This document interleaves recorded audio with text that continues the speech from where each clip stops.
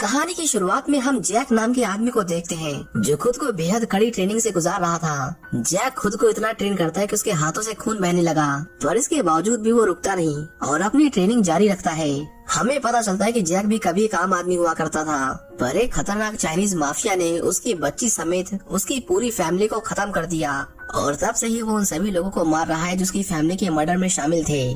आज भी वो एक ऐसे ही शख्स के पीछे पड़ा हुआ था। हम कैंग नाम के गैंगस्टर को देखते हैं जो लोगों से जबरदस्ती हफ्ता वसूली करता था। जैक ने उसे ब्लैकमेल करके उसे मिलने के लिए मजबूर किया था, पर कैंग जैसे उसकी बताई हुई लोकेशन पर पहुंचा, उसने जैक को तुरंत पहचान लिया और वहां से भागने की कोशिश करने लगा। कैंग अपने लोगों को उसे ठिकाने लगाने को कहता है, जिसके बाद सबने अपने अपने हथियार उठाए और उसे मारने में जुट गए।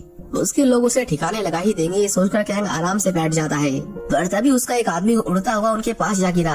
उसके गुंडे जैक को जान से मारना तो दूर उसे खरोच तक नहीं पहुंचा सके और बस देखते ही देखते जैक ने उन सबको इतना मारा कि फिर किसी ने दोबारा उठने की हिम्मत नहीं की। उसे खत्म करने के लिए कैंग अपने और लोगों को भेजता है, पर जैक उन लोगों को भी चुन चुन कर मारता है। आखिर में सिर्फ वही बचा जो मौका पाकर भागने की कोशिश करता है, और जब जैक ने उसका पीछा किया तो उसने उस पर गोलियां भी चलाई। हालांकि इसके बावजूद भी जैक ने उसे धर दबोचा। डर से कांपता हुआ कैंग बोला, मैं नहीं जानता कि तुम्हारी फैमिली को किसने मारा, मुझे तो बस ऐसा करने के पैसे मिले थे। तब जाकर उसने एक आदमी के बारे में बताया जो एक फेमस इंडस्ट्रियलिस्ट यिंग हाओ का बॉडीगार्ड था। टोनी बिना देर किए एक हाई स्कूल के पास जाता है, जहां वो बॉडीगार्ड हर रोज यिंग हाओ की बेटी को पिकअप करने आता था। जैक जैसे उस लड़की के पास गया, उसका बॉडीगार्ड एडम तुरंत चौकन्ना हो जाता है। वो बोला, देख के नहीं चल सकता क्या? पर जब उसने उसके हाथ चेक किया तो उसे कुछ भी सस्पिशियस नहीं मिला, जिसके बाद वो उसे जाने देता है। पर हम देखते हैं कि जैक ने बड़ी चालाकी से यिंग हाओ की बेटी के बैग में ट्रैकर छुपा दिया था।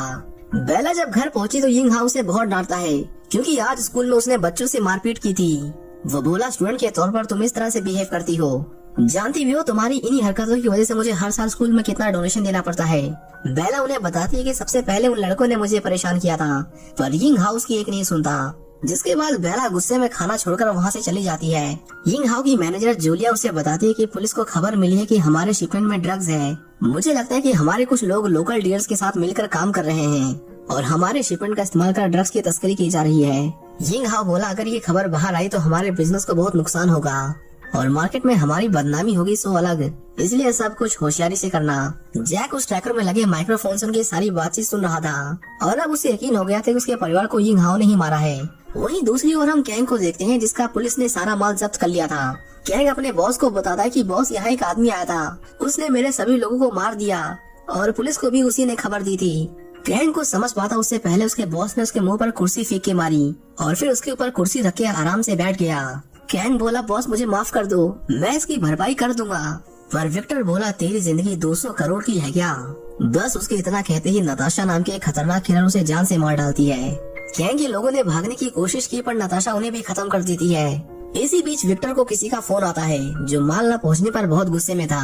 हालांकि विक्टर फोन काट देता है, क्योंकि वो जानता था कि इस नुकसान की भरपाई कैसे करनी है। उधर हम यिंग हाओ को देखते हैं, जिसे एहसास हो गया था कि उसने बेला को डांटकर गलत किया है, इसलिए आज वो अपनी जरूरी मीटिंग छोड़कर बेला को उसकी मॉम के पास ले जाने की सोचता है, ताकि वो अपना गुस्सा छोड़कर उसे माफ कर दे। पर बेला की नाराजगी कम होने का नाम ही नहीं ले रही थी।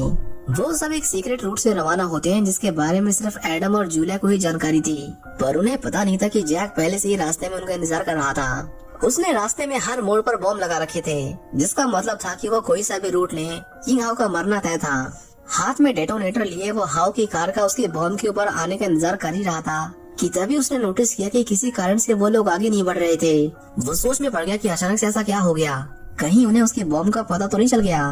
पर हम देखते हैं कि ऐसा कुछ नहीं था। दरअसल रास्ते में एक ट्रक वाला एक आदमी से लड़ाई कर रहा था, जिसकी वजह से रोड ब्लॉक हो गया था। एडम को लगा कि ये लोग जल्दी हट जाएंगे, पर वो कुछ समझ पाता उससे पहले ही अचानक उस ट्रक से ढेर सारे